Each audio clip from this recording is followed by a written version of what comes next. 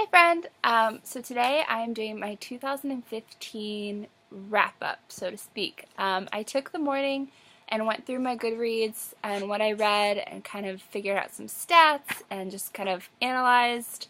And I have some thoughts, so we'll just get started. I read 62 books in 2015, but as I said, I'm more counting it as 53, so 9 of those were like the really short trades of a graphic novel.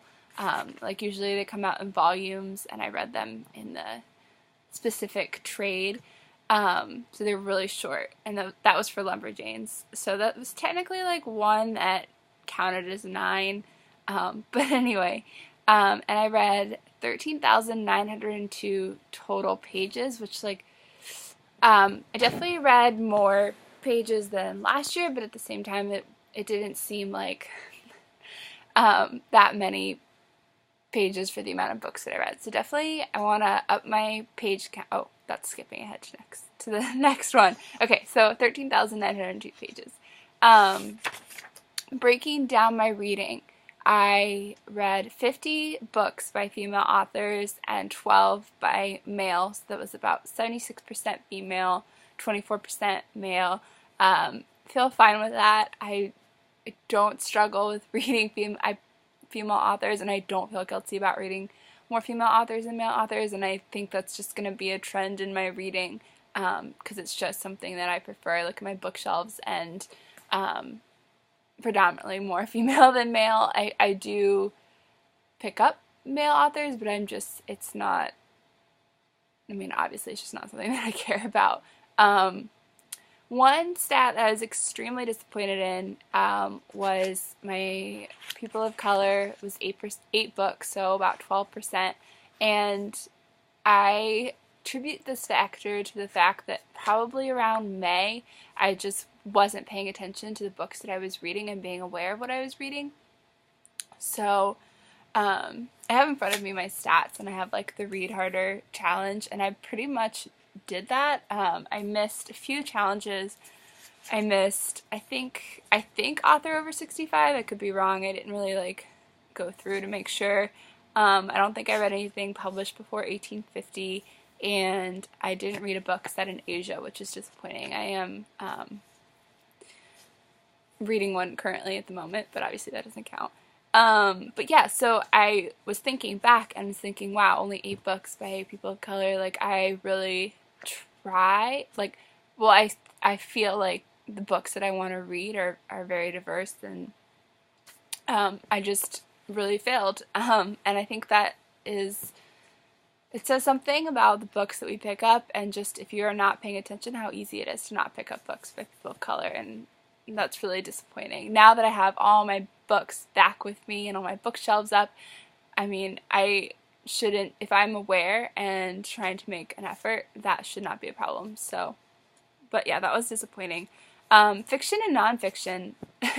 I read 48 fiction to 13 nonfiction, and this actually surprised me because I kind of consider myself reading a fiction book and reading a nonfiction book, and clearly that was not the case last year.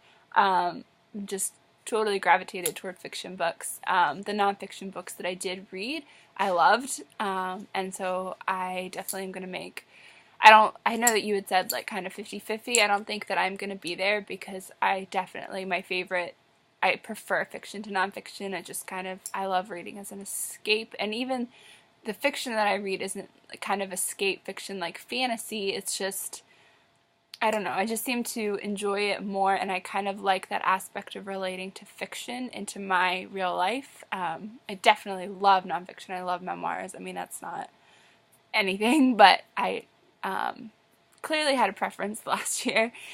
Audiobooks. I think you said 19. I was at 5, and I don't have any preference about that. I love podcasts. I listen to podcasts probably 90% of the time, and then on long road trips, if I have an audiobook that I'm interested in, I'm pretty picky about the books that I want to listen to on audio. I think I wrote some of them down. I don't know if I wrote them all down, but I listened to The Martian on audiobook and loved that. And I don't usually like fiction on audiobook. That was just meant for an audiobook. Like, it was so good. Tiny Beautiful Things was a great audiobook, and This Is a Story of a Happy Marriage. I forget what the other 2 audiobooks I listened to were, but those, when I did listen to audiobooks, I highly enjoyed it. It just wasn't something that I was always doing. I read 14 graphic novels, I got into graphic novels in 2014, and I'm still into them. Those were all more towards the first half of the year. The second half, I didn't read as many. Like, I read the first volume of some and thought that I would pick up the next ones right away, but I haven't. So I don't know, and I haven't really been in the mood for any graphic novels recently. For Christmas, I did receive the illustrated Harry Potter, and I know it's not a graphic novel, but I'm so excited to pick that up. So yeah, I read one poetry collection, which is kind of disappointing, because the one I did read, I loved. And then, what else? Okay, so I had 5 audiobooks, and then I tracked ebook versus physical book, and I read 22 ebooks and 35 physical books, plus my 5 audiobooks. So that was about a 35 to 56 ebook versus physical book ranking, and that actually surprised me because I felt that I was reading a lot more ebooks than physical books, and I thought that was because of where I was last year, and I love reading my ebooks in bed. I love like just being able like to have the light off, and kind of get into that sleepy mode and have a book in my hand. I can really just like fall on my face and fall asleep. And I don't know, sometimes I think if I'm struggling reading a book, I don't know, it's probably weird, but if I'm struggling reading a book like in the physical form, I had this with I Know Why the Caged Bird Sings.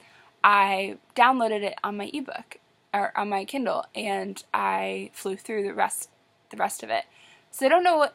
Sometimes I just think that picking up an ebook, and maybe it's the fact that